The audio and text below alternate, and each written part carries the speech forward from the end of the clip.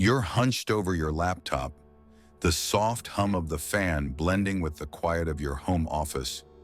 You refresh your inbox, and there it is, an email from HR. The subject line stops you cold. Workforce restructuring notice. Your heart pounds, a wave of dread washing over you. This moment isn't entirely unexpected. For months, you've caught the signs. Hushed talks about automation, executives praising efficiency gains, algorithms spitting out work faster than you could ever dream. The career you've spent a decade crafting, the late nights, the sacrifices, the pride, it's gone, erased by AI. But there's one thing AI can never steal, a 2,000-year-old secret carved in the mind of a Roman emperor. Today, you'll uncover 3 life-changing exercises that will not only pull you through this career disaster, but propel you to a future brighter than your past. Let's face it, the world is moving at warp speed, and it's not slowing down for anyone. A Pew Research study reveals that 67% of Americans lie awake at night, terrified AI will snatch their jobs. They're not paranoid. From warehouses where robots stack boxes to law firms where software drafts contracts, AI is reshaping industries faster than most can adapt. Even creative fields, graphic design, music production, writing, aren't safe, with tools churning out logos, melodies, and articles in seconds. The threat is real, but the biggest mistake isn't fearing AI. It's letting that fear trap you. Some people spiral into anxiety, others bury their heads in the sand, and many just freeze, hoping the storm will blow over. Meet Alex, a 32-year-old software developer in Austin, Texas. He was the star of his team, the guy who could debug code in his sleep. His office walls were plastered with sticky notes from grateful colleagues, and he thrived on solving problems that kept others up at night. Alex thought his skills were bulletproof.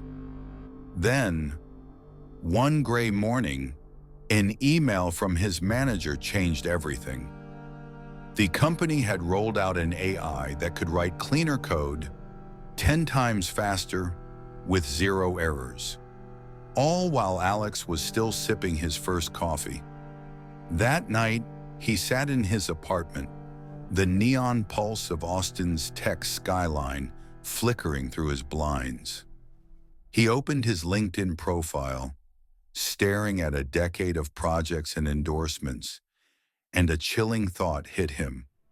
Are my skills just fossils now, outdated like a dial-up modem?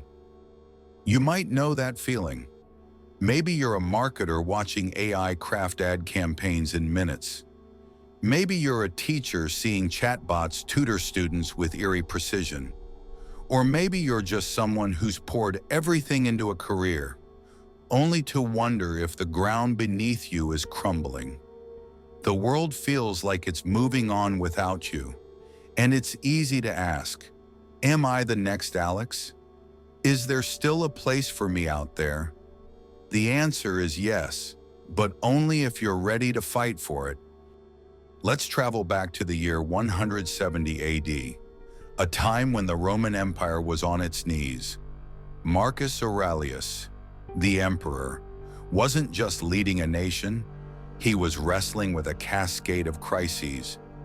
The Antonine Plague tore through cities, killing 5 million people, nearly 1 in 10 Romans. Wars raged on the empire's edges, draining gold and blood. Markets faltered, supply chains broke, and fear poisoned the air. It was a world unraveling, a nightmare that could crush even the strongest leader. But Marcus didn't break. He didn't flee or beg for a way out. Night after night, in a war-torn camp, He sat under the glow of an oil lamp and wrote Meditations, a raw, unflinching guide to controlling what matters most, your mind. Stoicism, the philosophy that fueled Marcus, isn't some abstract idea locked in history books. It's a mental operating system, forged over 2,000 years, built to handle any crisis, from plagues that shattered empires to AI that's rewriting your resume. Marcus faced his era's version of AI, unstoppable forces that reshaped his world beyond his control. Yet he thrived by mastering his thoughts, his choices, and his perspective. He didn't try to stop the plague or silence the war drums. Instead, he focused on what he could shape: his resilience, his purpose, his inner strength. Right now, you're about to install that same system in your own mind, equipping you to not just survive the AI revolution, but to lead it, carving out a future that's yours by design. Stoicism isn't about sitting cross-legged and chanting mantras. It's about action, clarity, and grit. It teaches you to strip away the noise, the headlines, the layoffs, the uncertainty, and zero in on what you can actually do. It's the tool that kept Marcus steady when his world was falling apart, and it's the tool that can keep you steady now. Let's dive into the first of 3 exercises that will transform how you face this new era. I know you're afraid, that fear gnawing at you.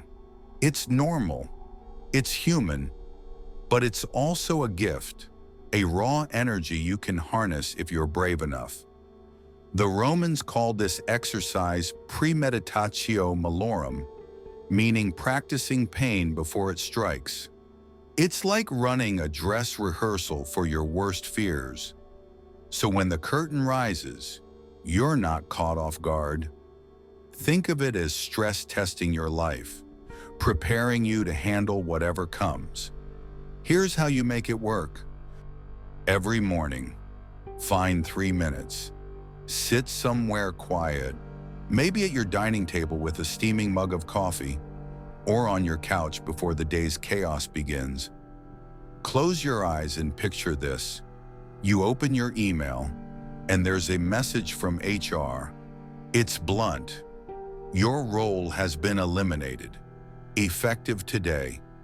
Your job, the one you've poured your heart into, the one that pays your bills and defines your days, is gone. See it in high definition. Your boss calls you into a glass-walled meeting room, their voice calm but distant. The termination letter sits on the table, your name typed neatly at the top. Feel the weight of that moment, the knot in your stomach, the racing thoughts about rent, car payments, or what your kids will think. Don't push the fear away, lean into it. Now open a notebook and write down the 3 worst things that could happen if this nightmare becomes real. Be raw and honest.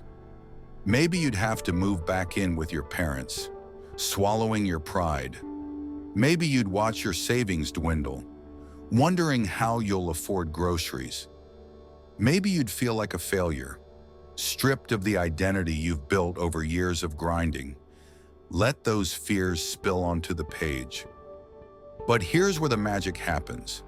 Keep writing. List 3 of the best things that could come from this disaster. Maybe losing your job would force you to finally enroll in that coding boot camp, learning to build AI tools instead of fearing them. Maybe it would give you the freedom to start that side hustle you've dreamed about, a bakery, a podcast, a freelance gig. Maybe it would push you to rediscover who you are beyond your LinkedIn headline, unlocking strengths you've never tapped. This isn't about blind optimism. It's about seeing the seeds of opportunity buried in the rubble. Let's look at Sarah, a 32-year-old product manager at Google's Silicon Valley campus. Sarah was a rock star, leading teams that built apps used by millions. She loved the fast-paced world of tech, but she wasn't naive. She saw AI creeping into her field, automating tasks like user testing and feature prioritization. 6 months before her department announced layoffs, Sarah started practicing Premeditatio Malorum. Every morning, she sat at her desk, overlooking the foggy San Francisco skyline, and imagined the worst: an email saying she was out, losing her pricey apartment, feeling like a has-been in a city of young tech prodigies. She wrote it all down: the fear of starting over, the sting of rejection, the worry about her future. But she also wrote down the best possibilities: launching her own company, learning to code AI systems, or even taking a sabbatical to write the novel she'd always shelved. When the layoff hit, Sarah didn't collapse. She was ready. She'd spent months mentally preparing. So instead of panic, she felt a strange calm.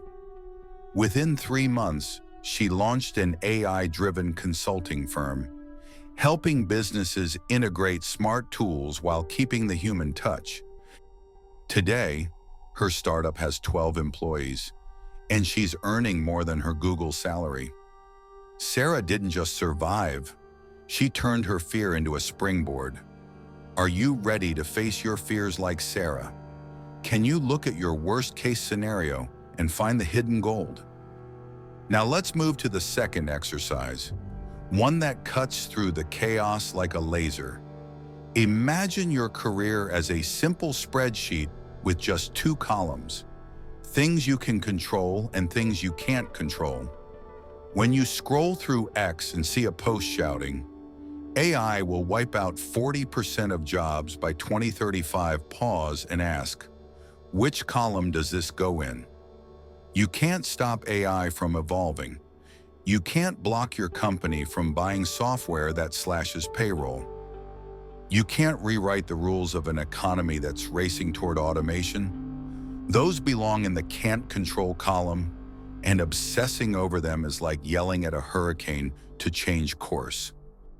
But what's in your power?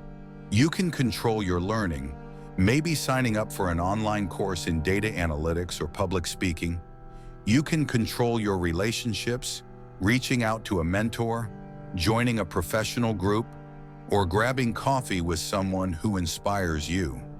You can control your mindset, choosing to see a rejection as feedback, not a verdict.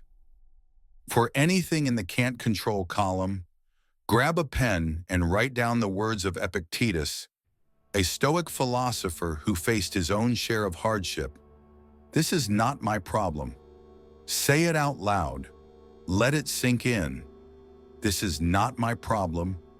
Those words are a shield, freeing you to focus on what you can shape. Take Mike, a 40-year-old finance director at a logistics company in Chicago. Mike was the backbone of his team, a wizard with budgets and forecasts. He'd spent 20 years climbing the corporate ladder, earning the corner office and the respect of his peers. But then his company invested in an AI platform that could analyze financial data with ruthless precision, spitting out reports in seconds that used to take Mike days. At first, he was livid. How could a machine outshine his expertise? He felt betrayed, like his years of loyalty meant nothing. But Mike didn't stay stuck. One evening, he sat at his kitchen table, kids asleep upstairs, and pulled out a notebook. He drew 2 columns. In the can't control column, he wrote, AI is faster at data crunching. The company wants to cut costs. The finance industry is automating. In the can control column, he listed, my ability to lead with empathy, my skill at translating numbers into strategy, my knack for building trust with clients. That simple act of sorting his reality gave him clarity. Mike realized that while AI could handle calculations, it couldn't rally a team through a crisis or convince a skeptical CEO to take a risk. He pivoted to financial coaching, offering workshops to small businesses struggling to adapt to new tech. He taught them how to use AI tools while keeping their human edge, something he learned the hard way. Within a year, Mike's coaching business was booming, with clients from local startups to national chains. His income now dwarfs his old salary, and he's found a purpose that lights him up. Mike didn't let AI write his story. He took the pen back. So, which column are you focusing on right now? Are you ready to let go of the noise and double down on what's in your hands? The third exercise is about embracing your fate, no matter how brutal it feels. Amor Fati means love your fate in Latin, even if that fate is a layoff notice that shatters your plans. This exercise will turn you from a passenger in your life to the driver, building a future that's yours by choice. Here's how it works. Start by creating a new resume, but this isn't for a job application. It's for you, a testament to your resilience. Add a section called Stoic Skills and list the strengths you forged in the fires of hardship. Write things like ability to rise from zero, proven through surviving 3 recessions and countless curveballs, or master at reframing failure as fuel, demonstrated by turning every no into a step toward yes. Don't hold back. Celebrate the grit, the late nights, the moments you kept going when everything screamed stop. Then every night, open a journal. Pick one failure from your day, no matter how small. Maybe a project crashed and burned. Maybe you got a form letter rejection from a job you wanted.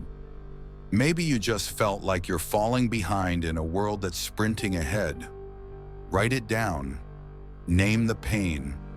Then add a single line. Because of this, I will become, and fill in the blank with who you're striving to be. Maybe it's, because of this, I will become a fearless app developer. Or because of this, I will become a leader who lifts others up. This isn't just journaling. It's rewiring your brain to see every stumble as a building block. Let's talk about David, a 45-year-old journalist at a top newspaper in New York City. David was a legend in his field, with bylines from war zones to White House press rooms. He'd spent decades honing his craft, chasing truth under deadlines that would break most people. But then AI hit the news industry like a tidal wave. Algorithms started writing sports recaps, stock market updates, even feature stories, faster, cheaper, and good enough to fool readers. When his paper announced layoffs, David was cut loose. His desk cleared out in a single afternoon. At first, he was lost. He defined himself by his work, and now that was gone. Job listings demanded skills like AI prompt engineering or data visualization, terms that felt foreign to a guy who'd made his name with a notepad and grit. But David decided to fight back. He created a Stoic resume. Sitting at his cluttered Brooklyn apartment, the city's hum outside his window. Under Stoic skills, he wrote, storytelling under fire, sharpened by 20 years of deadline pressure. An expert at crafting hope from chaos, proven by turning raw facts into stories that move millions. Every night, David opened his journal. He logged a failure, a freelance pitch shot down, a skill that felt irrelevant, a day when he doubted his worth. Then he added, because of this, I will become a Stoic narrative coach. He started small, offering workshops to local businesses on how to tell authentic brand stories. His first clients were a coffee shop and a startup, but word spread. Within 6 months, David was coaching Fortune 500 companies, teaching them how to connect with customers in a world flooded with AI-generated noise. His income now rivals his peak journalism days. But more than that, he's found a calling. David didn't just survive, he built a new legacy. What will you write in your Stoic resume? What failures will you turn into the foundation of your next chapter? AI can take your job. It can wreck the life you've poured years into building. It can make you question everything you thought you knew about your future. But it can never steal two things: your ability to adapt and the timeless wisdom of those who faced chaos before you. Marcus Aurelius stood in the wreckage of an empire torn apart by plague, war, and betrayal. He didn't just fight to survive. He wrote Meditations, a blueprint for resilience that has inspired millions for 2,000 years. That same strength burns inside you, waiting to be set free, ready to help you not only weather this storm, but craft a future that's bigger, braver, and truer to who you are. Here's my challenge to you. Choose one of these exercises today. Try Premeditatio Malorum. Spend 3 minutes staring down your fears and uncovering their hidden possibilities. Or grab a notebook for the control split, sketching those 2 columns to zero in on what you can control. Or start your Amor Fati Resume, listing the strengths you've forged through every struggle. Don't wait for the perfect moment or the right mood. Start messy, start small, but start now. When you're done, come back here and drop a comment. Meditations 2.0, done. That comment isn't just for me. It's a vow to yourself that you're taking the wheel of your life. You're standing at a fork in the road. You can wait for AI to optimize your life, letting algorithms map your path, or you can become the Marcus Aurelius of the digital age, the one who masters what tries to master you. The future doesn't belong to AI or the companies racing to automate everything. It belongs to people like you, people who can take chaos and turn it into something extraordinary. If Marcus Aurelius were alive today, he'd probably be out there shaping AI with a Stoic's clarity, making technology serve humanity's greatest good. What about you? Who will you become in this wild, unpredictable world? The tools are in your hands. The choice is yours. Start writing your story today.